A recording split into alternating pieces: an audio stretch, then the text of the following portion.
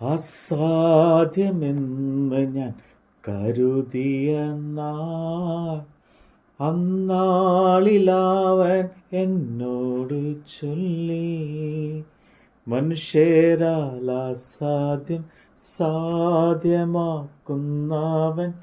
നിന്നോട് കൂടെയുണ്ട്. മനുഷ്യരാൽ അസാധ്യം സാധ്യമാക്കുന്നവൻ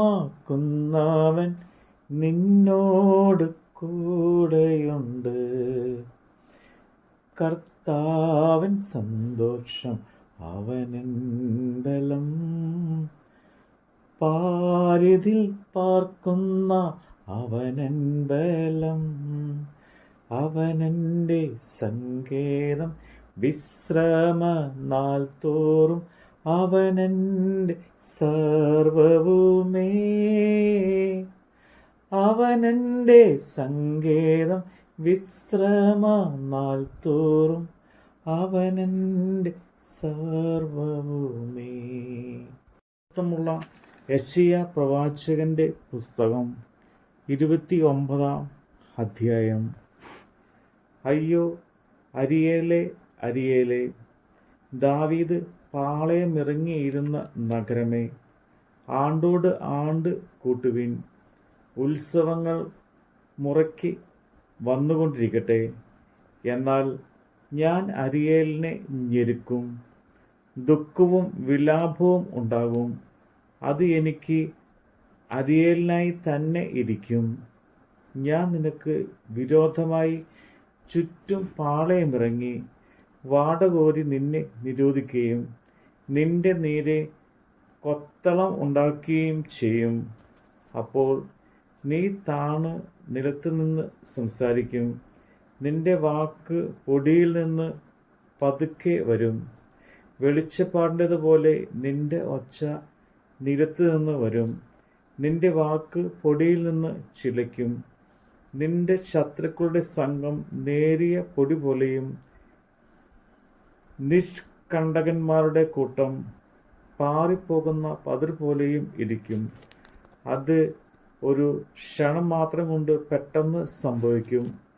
ഇടിമുഴക്കത്തോടും ഭൂകമ്പത്തോടും മഹാനാദത്തോടും കൂടെ ചുഴലിക്കാറ്റ് കൊടുങ്കാറ്റും ദഹിപ്പിക്കുന്ന അഗ്നിയുമായി അത് സൈന്യങ്ങളുടെ യഹോവയാൽ സന്ദർശിക്കപ്പെടും. അരിയേലിൻ്റെ നേരെ യുദ്ധം ചെയ്യുന്ന സകല ജാതിയുടെയും കൂട്ടം അതിനും അതിൻ്റെ കോട്ടയ്ക്കും നേരെ യുദ്ധം ചെയ്ത് അതിനെ വിഷമിപ്പിക്കുന്ന ഏവരും തന്നെ ഒരു സ്വപ്നം പോലെ, ഒരു രാത്രി ദർശനം പോലെ ആകും. വിശന്നിരിക്കുന്നവൻ താൻ ഭക്ഷിക്കും എന്ന് സ്വപ്നം കണ്ടിട്ട് ഉണരുമ്പോൾ വിശന്നിരിക്കുന്നവനെ പോലെയും, ദാഹിച്ചിരിക്കുന്നവൻ താൻ പാനം ചെയ്യുന്നു എന്ന് സ്വപ്നം കണ്ടിട്ട് ഉണരുമ്പോൾ ക്ഷീണിച്ചും ദാഹിച്ചും ഇരിക്കുന്നത് പോലെയും സിയോൻ പർവ്വതത്തോട് യുദ്ധം ചെയ്യുന്ന സകല ജാതിയുടെയും കൂട്ടം ഇരിക്കും. വിസ്മരിച്ച് സ്തംഭിച്ചു പോകുവിൻ, അന്ധത പിടിച്ച് കുരുടന്മാരായി തിരുവിൻ. അവർ മത്തരായിരിക്കുന്നു, വീഞ്ഞ് കൊണ്ടല്ലാതാനും അവർ ചാഞ്ചാടി നടക്കുന്നു, മദ്യപാനം കൊണ്ടല്ലാതാനും. യഹോവ ഗാഢനിദ്ര നിങ്ങളുടെ മേൽ പകർന്ന് നിങ്ങളുടെ കണ്ണുകളെ അടച്ചിരിക്കുന്നു. അവൻ പ്രവാചകന്മാർക്കും നിങ്ങളുടെ ദർശകന്മാരായ തലവന്മാർക്കും മൂടുപടം ഇട്ടിരിക്കുന്നു.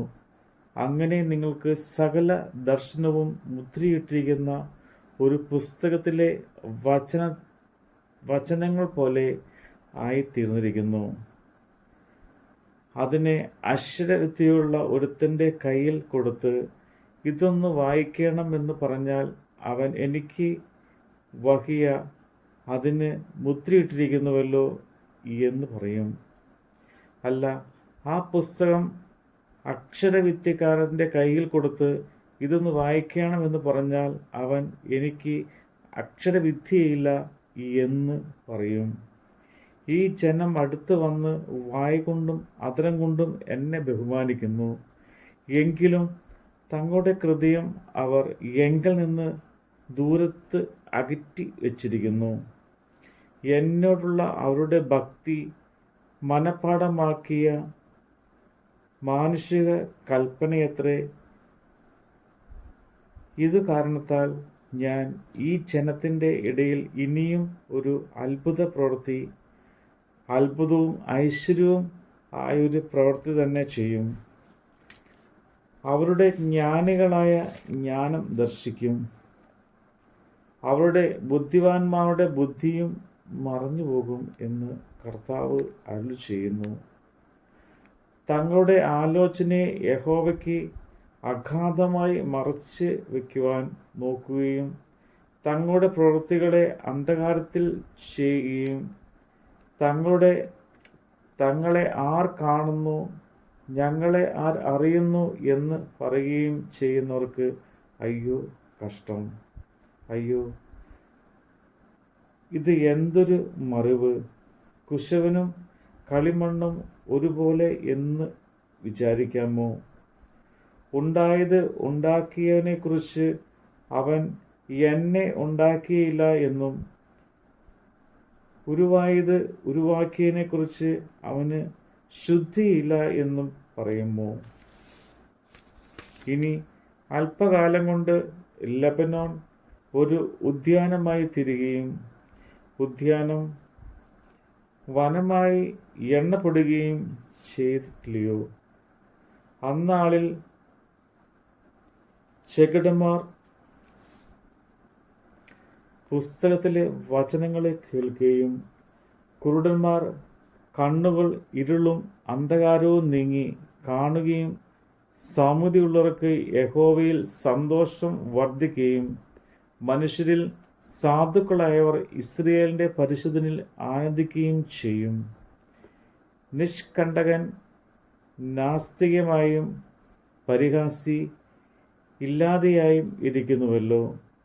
മനുഷ്യനെ വ്യവഹാരത്തിൽ കുറ്റക്കാരാക്കുകയും പട്ടണവാതിക്കൽ ന്യായ വിസ്തരിക്കുന്നവന് കെണിവെക്കുകയും നീതിമാനെ നിസ്സാര കാര്യം കൊണ്ട് ബഹിഷ്കരിക്കുകയും ചെയ്യുന്നവരായി നീതികേടിന് ജാഗ്രതയുള്ള ഏവരും ഛേദിക്കപ്പെട്ടിരിക്കുന്നു.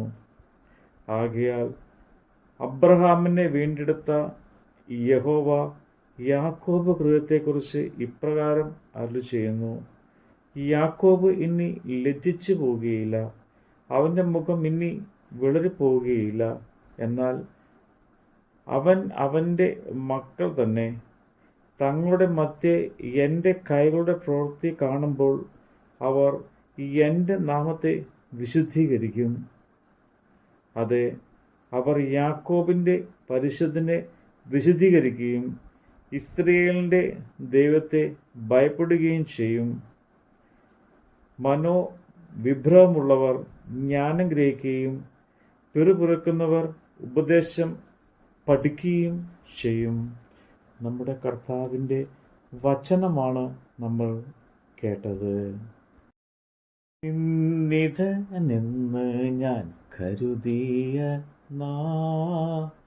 അന്നാളിൽ അവൻ എന്നോട് ചൊല്ലി, ക്ഷീണിച്ച് പോകേണ്ട, നിന്നെ മാനിക്കുന്നു, നിന്നോട് കൂടെയുണ്ട്. ക്ഷീണിച്ച് പോകേണ്ട, നിന്നെ മാനിക്കുന്നു, നിന്നോട് കൂടെയുണ്ട്. കർത്താവിൻ സന്തോഷം അവനൻ ബലം, പാരിതിൽ പാർക്കുന്ന അവനൻ ബലം. അവനെൻ്റെ സങ്കേതം, വിശ്രമനാൾ തോറും അവനെൻ്റെ സർവ്വവുമേ. അവനെൻ്റെ സങ്കേതം, വിശ്രമനാൾ തോറും അവനെൻ്റെ സർവ്വവുമേ.